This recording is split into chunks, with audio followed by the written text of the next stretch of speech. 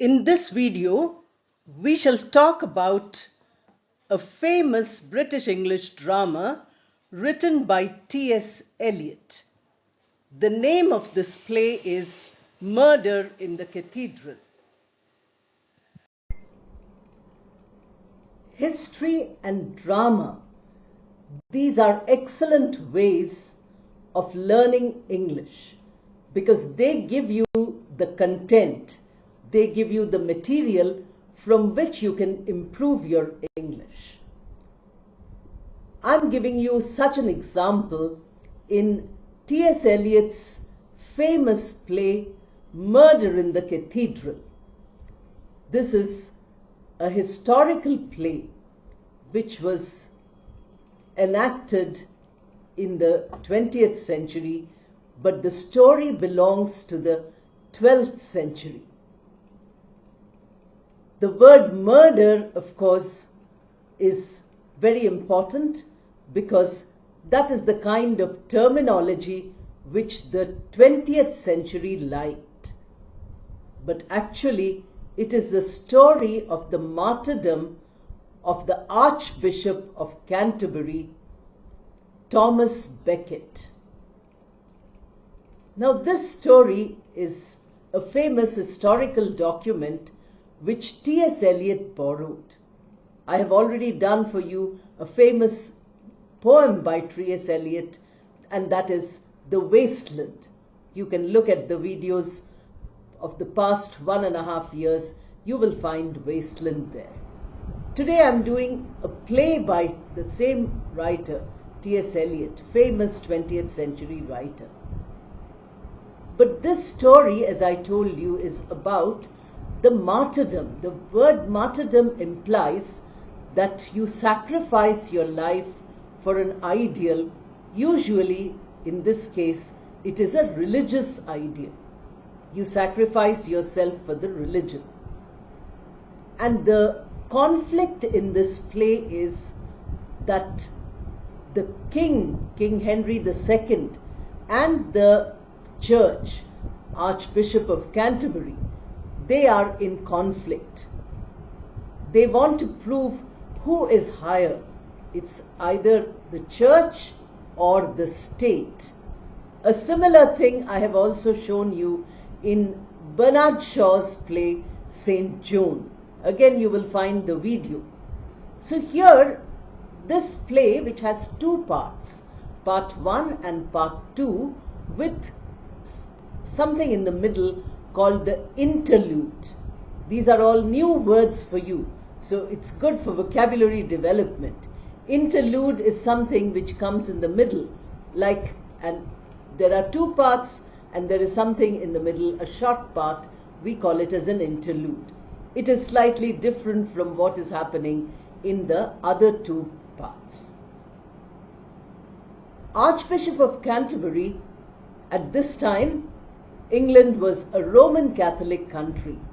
It is only after Henry VIII, much later, that there was a religious change, and then Queen Elizabeth, who was a Protestant, not a Catholic.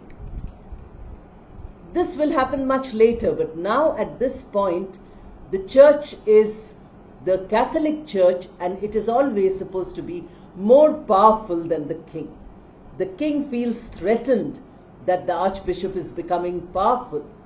So for a long time, for many years, Archbishop was in France, and the people of Canterbury were eager to have him back because he's a very nice priest. But they didn't want him to come because then he would be killed. The state would become more powerful because it had the ability to kill the priest, the archbishop.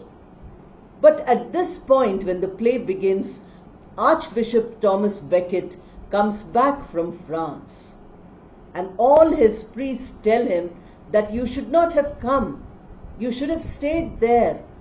But the Archbishop says that it is time for me to sacrifice myself.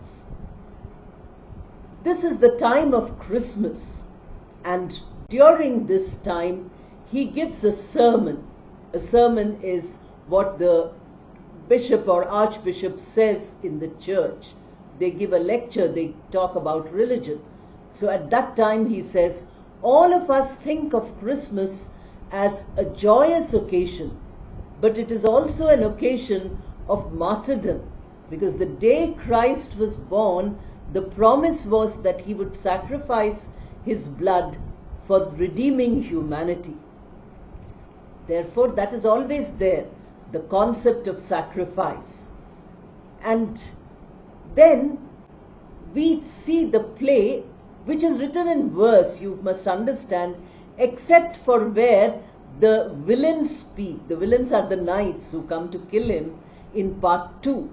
They are the ones who speak in prose. The rest of it is all in verse. And this is very important, because at a time you might be the favorite of the king, but at other times you might be the enemy of the king. You can never know how things are going to change. This is what happens in the play. The people of Canterbury, especially the voices of these people, are represented in the play by a chorus. C-H-O-R-U-S. This is like the Greek drama. You must remember that chorus is a very important role in Greek plays. Eliot borrows that concept of the chorus because the chorus is the commentator. They give commentary about what is going to happen, what is happening. So before Thomas Becket, Archbishop, comes here, there is the chorus telling us that, there is a lot of doom, there is a lot of depression, something terrible is going to happen.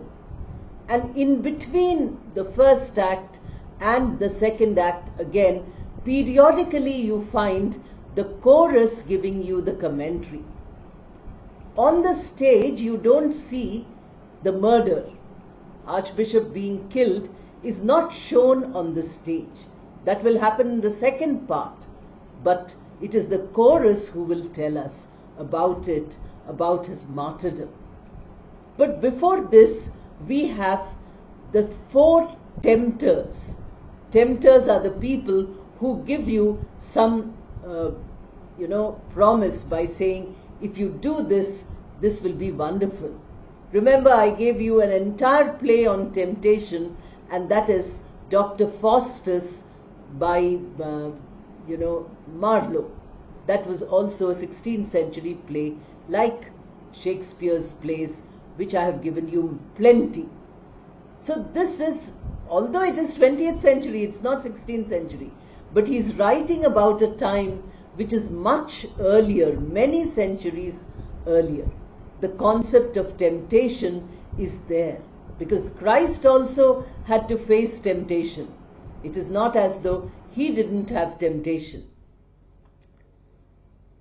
Therefore, the Archbishop has 4 tempters. Tempters who give him the temptation of wealth. They give him the temptation of power.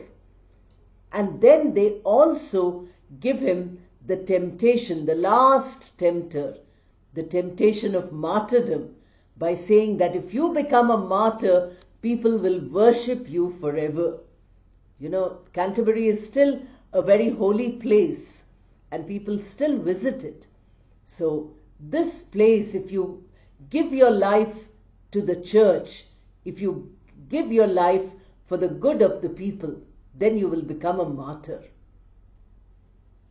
Thomas Becket, Archbishop of Canterbury, refuses to be tempted. He says, no, I don't want this temptation. I will do exactly what is my duty as a Christian. I will not look for martyrdom or any such thing. Now, when he does not give in to temptation, we have the second part where the knights come and they catch hold of him. The priests tell him, don't open the door. We will go and face the knights. The knights are the soldiers of the king. And he says, no, I have to face. I have to be courageous. He goes with them. They take him to the cathedral and they kill him. We are told about this. And then the knights give a justification. And as I told you, that is in prose. They say that no power can be higher than the power of the king. The archbishop was becoming very popular. You will remember a parallel, exactly same thing happens in the 15th century. We are now talking about the 12th century. To Saint Joan, a young girl, 18-year-old girl, who becomes very powerful, so she is burnt at the stakes. Here also, Archbishop Thomas Becket is killed because he becomes very popular. He becomes very powerful, though he does not use his power. He does not misuse his power. Eliot gives this a very strong condemnation that wherever there is power which is supposed to be misused, there a murder happens. Cathedral is a place of worship. It is the hall of the church. And this is the place where you have brotherhood, you have love and affection, you have the blessings of God. But murder in this place is something which is shocking. It is terrible. But this is a historical fact. You cannot deny it. So there is a lot of conflict within, religious power and the concept of religion, a good person who is a religious person also. The Archbishop is excellent. He does not misuse his power, but still he has to sacrifice his life. That is the play Murder in the Cathedral by T.S.Eliot. You can read a little of it. You will get excellent intonation. You will get the rhythm of English. You will get excellent vocabulary. And you will also know how this story can be told in your own words in order to practice your English.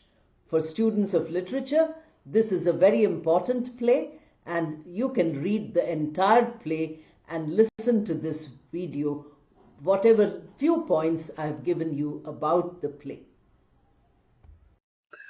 I hope you have liked the video. Please subscribe if you haven't done it. Press the bell icon so that you get notifications. Like and hype the video and share it as widely as you can.